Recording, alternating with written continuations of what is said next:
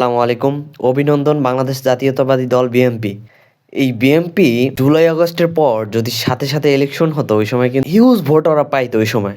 যদি জুলাই আগস্টের পরপরই ইলেকশন হয়ে যেত ওই সময় তরুণদের ভোট পেত, বিভিন্ন ঘরানার মানুষ বিভিন্ন ভাবে বিভিন্ন মতের ভোট পেত, কিন্তু সেটা এখন পায় নাই। যে ইলেকশন হয়েছে সেখানে কারচুপি বা হাবিজাবি অনেক বিষয় ছিল, ভালো মন্দ সব মিলেই কিন্তু অন্য নির্বাচনের চেয়ে এটা ভালো হয়েছে। ভোট যখন হিসাব নিকাশ হয় তখন একটা বড় ধরনের ঝামেলা হয়, বিশেষ করে ঢাকা ৮ আসন এবং ১৩ আসনের একটা বড় ধরনের এটা নিয়ে একটা অনেক ঝামেলা হয়, অনেক কিছু কথাবার্তা আছে সেটা নিয়ে। যাই হোক, এই মুহূর্তে বিএনপিকে কিন্তু ম্যাক্সিমাম মুরব্বীরা ভোট দিছে, এটা সত্যি কথা।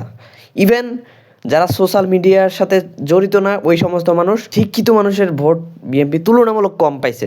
যেমন বিএনপির অনেক নেতা ভালো ছিল, আমি ব্যক্তিগতভাবে যদি ভোট দিতাম আমার আসন থেকে, সেই আসন থেকে আমি ভোট দিলে আমাদের সে বিএনপির নেতাকেই দিতাম, আলতাফ হোসেন চৌধুরী। তো বিএনপির অনেক ভালো মানুষ আছে, যেমন ডাক্তার তাসনিম জারা, তার এগেনস্টে যিনি বিএনপির প্রার্থী তিনি অসাধারণ একজন মানুষ। পটুয়াখালী ১ আসনের যিনি বিএনপির প্রার্থী তিনি অসাধারণ মানুষ। এরকম অনেক ভালো মানুষ আছে। আগের যেই কর্মকাণ্ড কারণে কিন্তু তাদের অনেক ভোট পিছিয়ে গেছে, কারণ এখন তারা যেই ভোট পাইছে অনেক ভোট পাইতো আগস্টের পর, অনেক ভোট পিছিয়ে গেছে এই ২.৫ বছরে, বিকজ তাদের কর্মকাণ্ড কিছু কিছু নেতাদের, যদিও অনেক সিনিয়র নেতারা এটা নিয়ে সরি বলছে, দুঃখ প্রকাশ করছে, তৃণমূল বিভিন্ন সাধারণ যারা নেতা তাদের বিভিন্ন কর্মকাণ্ডের কারণে প্রশ্নবিদ্ধ হয়েছে বিভিন্নভাবে বিএনপি, এবং তারা এটা স্বীকার করছে। অনেক নেতা ছাঁটাই করছে, তাদের সাথে হয়তো আওয়ামী লীগ বা বিএনপি বিভিন্ন দল মিলেমিশে একদম একাকার হয়ে গেছে। এজন্য কে ভালো কে মন্দ বলা যায় না। অনেক বড় বড় নেতাদেরও এমন এমন মন্তব্য, যেমন ইলেকশনের সময় ববি হাজ্জাজ, সে আগে অন্য দলে ছিল, এখন বিএনপিতে যোগ দিছে, সে প্রস্তাবে ভেসে যাবে পুরা সব দল, অন্য দলের কথা এগেনস্টে যেভাবে বললো। তারপর শামসুদ্দিন দুদু আর আগে, মানে কিছু কিছু নেতাদের যেমন মন্তব্য। এখন আপনারা ইলেকশনের পর কিছু কিছু নেতারা বা কিছু কিছু পাতি নেতা এরা যা শুরু করছে বিভিন্ন জায়গায়, আপনারা ক্ষমতায় আসছেন, আপনারা ভালো মন্দ যাই হোক যেভাবে হোক আসছেন, ভোট অন্যবারের থেকে অনেক ভালো হয়েছে, কিন্তু এইগুলা না থামাইলে বিএনপি টিকবে না, আর অনেক বেশি প্রশ্নবিদ্ধ হবে, অনেক হযবরল অবস্থা হয়ে যাবে।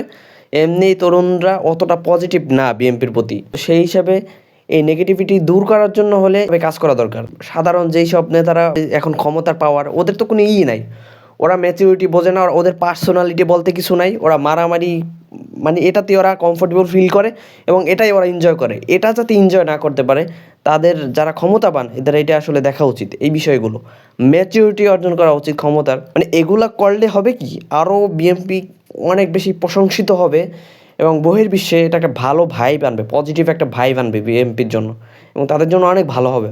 মন্তব্যের ক্ষেত্রে কোনো মন্তব্য কোনো নেতা কি করলো না করলো সেই বিষয়ে অনেক লক্ষ্য রাখা উচিত, কথাবার্তা বুঝে শুনে সাবধানে বলা উচিত। দলকে বিভিন্ন কথা বিভিন্নভাবে কটাক্ষ না করাই উচিত। আপনাদের কি ম্যাক্সিমাম কিন্তু বয়স্ক মানুষরা ভোট দিচ্ছে, এবং বিএনপি বেশি জায়গায় গ্রামের অঞ্চলে বেশি উইনার হয়েছে। ম্যাক্সিমাম গ্রামের মানুষরা বিএনপিকে বেশি ভোট দিচ্ছে এবং বয়স্ক মানুষরা। তো তরুণদের মধ্যে বিএনপির জনপ্রিয়তা বাড়ানোর জন্য তাদের কাজ করা উচিত। মেধাবী শিক্ষিত তরুণদের মাঝে তাদের জনপ্রিয়তা অর্জনের জন্য তাদের যেই সমস্ত জায়গায় তারা প্রশ্নবিদ্ধ হচ্ছে, ভেবে চিন্তা করে ওই সমস্ত ব্যাপারগুলো রিসার্চ করে, গবেষণা করে, পরামর্শ করে তারপরে ওগুলো নিয়ে কাজ করা উচিত। মানুষ কিন্তু তাদের নিয়ে সেভাবে ভাবে না, যেভাবে মানুষের বাচনভঙ্গি তাদের দিকে, তাদের ব্যাপারে যেরকম ধারণা, সেই ধারণাটা আশা করি তারা পরিবর্তনের জন্য কাজ করবে। সবার জন্য দোয়া, ভালোবাসা এবং শুভকামনা রইল। আসসালামু আলাইকুম।